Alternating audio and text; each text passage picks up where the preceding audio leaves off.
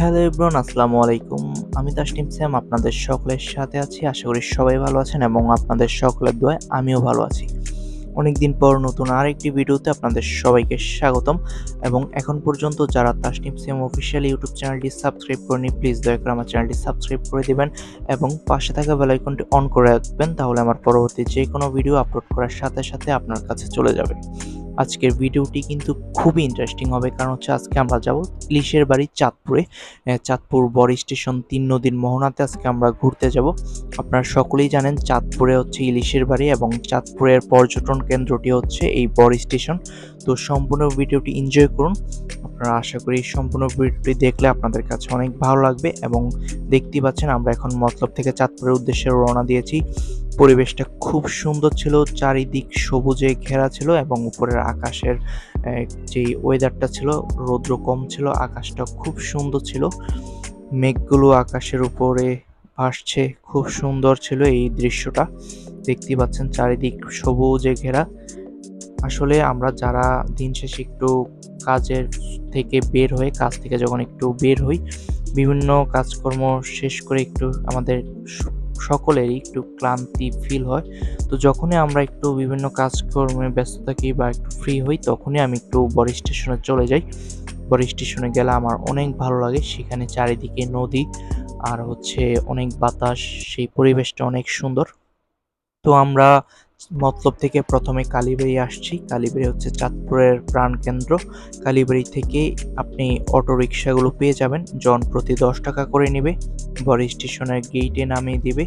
তো আমরা কালীবাড়িতে এসে আমরা অটো গাড়ি নিয়ে গিয়েছি।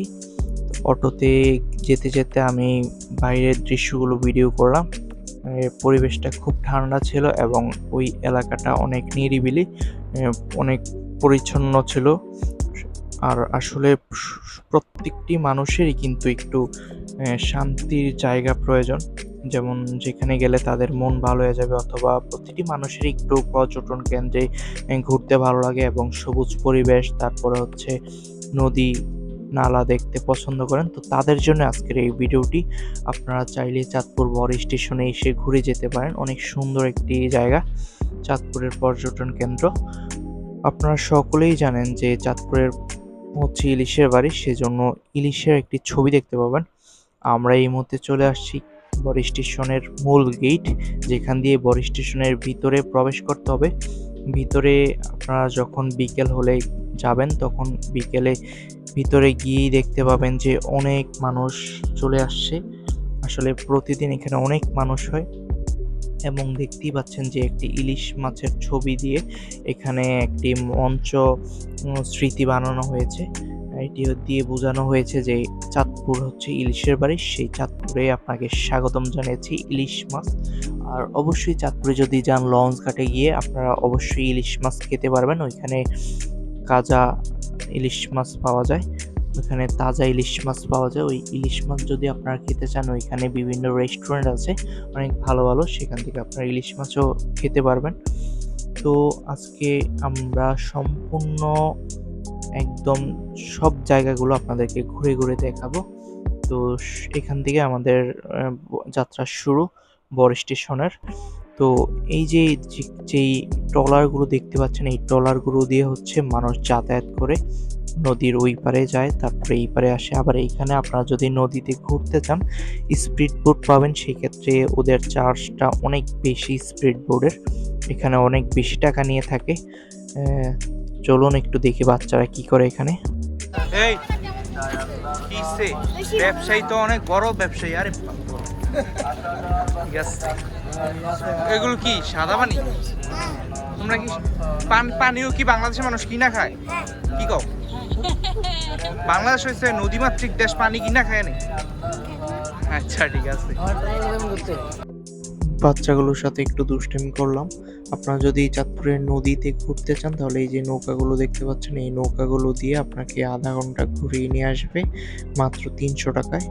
আর চাঁদপুরের বড় স্টেশনের পরিবেশটা আগের মতো আর নেই। আগে অনেক ফাঁকা ছিল, মানুষ চলাচল তারপর অনেক সুন্দর ছিল। কিন্তু এখন পরিবেশটা এই যে হকাররা নষ্ট করে দিয়েছে। জানি না এই বড় স্টেশনের দায়িত্বে কারা আছেন, প্লিজ আপনাদেরকে অনুরোধ করব তাদেরকে ব্যবসা করার জন্য যেকোনো একটা সাইট দিয়ে দেন। তারা যেখানে খুশি সেখানে এইভাবে দোকানপাট দিয়ে বসছে, এটা এই পরিবেশের সাথে আসলে মানায় না। খুবই বাজে দেখাচ্ছে এই বিষয়টা।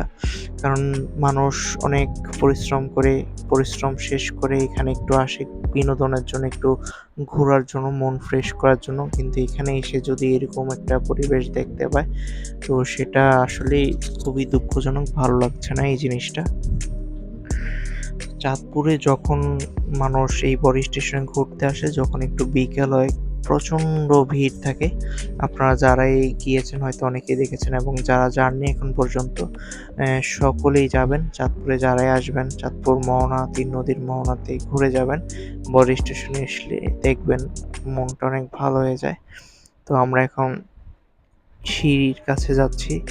এই যে এখানে দেখতে পাবেন যে নৌকা দিয়ে যারা ঘুরতে যায় বিভিন্ন জায়গায়, তাদের জন্য এই সিঁড়িটি করে দেওয়া হয়েছে অনেক সুন্দর করে। সিঁড়ি দিয়ে নামতে পারবেন। এখানে অনেকেই দেখবেন চাঁদপুরের ভাইরাল ফটোশুটের যে জায়গাটা, এই সিঁড়িটাকে অনেকে বেছে নেয়। এই সিঁড়িতে যারাই ছবি তোলে অনেক সুন্দর হয়। আর পরিবেশটা এত সুন্দর ছিল, ওয়েদারটা খুব ভালো ছিল। তো আমি সবসময় চাঁদপুরে আসলে এই বড় স্টেশনে চলে আসি, কারণ কালীবাড়ি থেকে ৫-৬ মিনিটের মতো লাগে। যদি আপনারা অটোরিকশা নিয়ে আসেন বা বাইক দিয়ে আসলে আরও তাড়াতাড়ি আসতে পারবেন। সম্পূর্ণ ভিডিওটি এনজয় করুন, এবং যারা এখন পর্যন্ত তাসনিম সেম অফিসিয়াল ইউটিউব চ্যানেলটি সাবস্ক্রাইব করেনি, প্লিজ দয়া করে চ্যানেলটি সাবস্ক্রাইব করে দেবেন। আজকে আমার সাথে আমার কিছু ভাই ব্রাদার আসছে গিটার নিয়ে। তারা আজকে এখানে একটু গান গাইবে, আড্ডা দেবে। তো এই তো আস্তে আস্তে পর্যটকরা চলে আসছে। আস্তে আস্তে বিকেল আর সন্ধ্যার আগ মুহূর্তে অনেক পর্যটক হয়, এবং এই চাঁদপুর বড় স্টেশন নিয়ে কিন্তু অনেক স্মৃতি আছে, যেগুলো আমার অজানা। আমি সব ঘটনা জানি না, কিন্তু এই যে আমাদের সামনে এখন যেই এই দৃশ্যটা দেখতে পাচ্ছেন, এখানে অনেক মানুষ ছবি তোলে। আপনারা জানেন যে একটা ভাইরাল জায়গায় এটা চাঁদপুরে যারা সেই রক্তধারা, এটাকে বলা হয় রক্তধারা। এই রক্তধারার সামনে সবাই একটি করে ফটোশুট নেয়। সেই রক্তধারা দেখতেই পাচ্ছেন কত সুন্দর। আর আমার কাছে সবচেয়ে বেশি যেই প্লেসটা ভালো লাগে সেটা হচ্ছে এই যে আপনারা যখনই বড় স্টেশনে যাবেন, গিয়ে দেখবেন হাতের ডান পাশের যেই প্লেসগুলো, সেখানে আপনারা সবসময় যাবেন। আর এই রক্তধারার ডান দিকের প্লেসগুলো, এখানে বসার জায়গা আছে অনেক।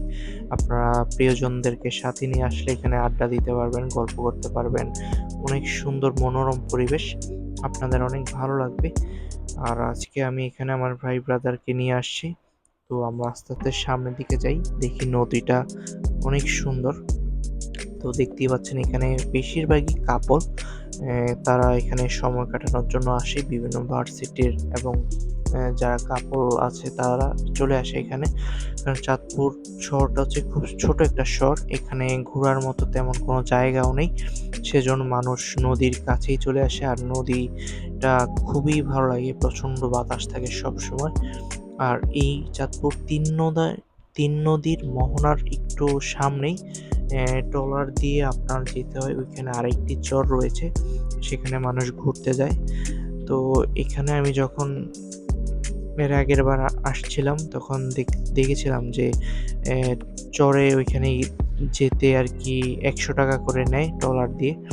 তো আমি যাইনি কখনো, কারণ ওইখানে হচ্ছে শুধু বালির মাঠ, তেমন কিছুই নেই।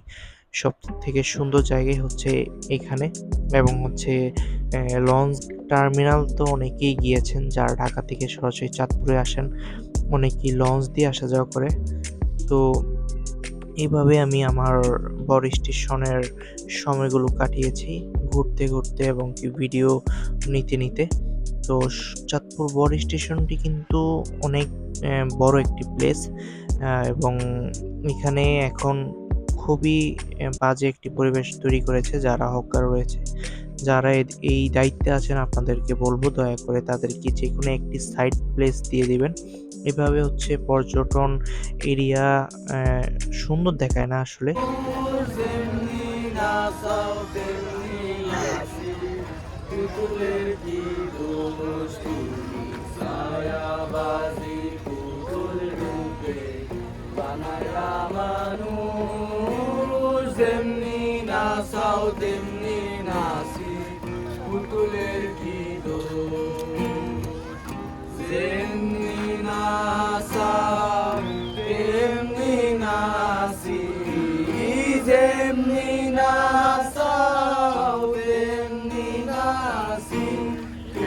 ব্যান্ডটা বাজাইতে পারে না, কিন্তু টাইম আছে তুমি আছে না।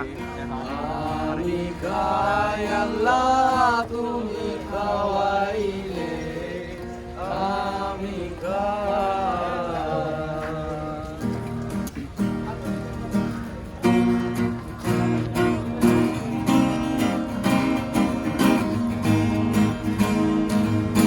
হাকিম হইয়া হুকুম করো, পুলিশ হইয়া ধরো, সর্প হইয়া দংশন করো, বোঝা হইয়া ছাড়ো। তুমি হাকিম হইয়া হুকুম করো, পুলিশ হইয়া ধরো, সর্প হইয়া দংশন করো, বোঝা হইয়া ছাড়ো। তুমি বাঁচাও তুমি মারো, ও তুমি বাঁচাও তুমি মারো, তুমি কেহ নাই আল্লাহ তুমি বিনে কেহ নাই। এই যে দুনিয়া কিসের লাগিয়া এত যত্নে ভরাই আছে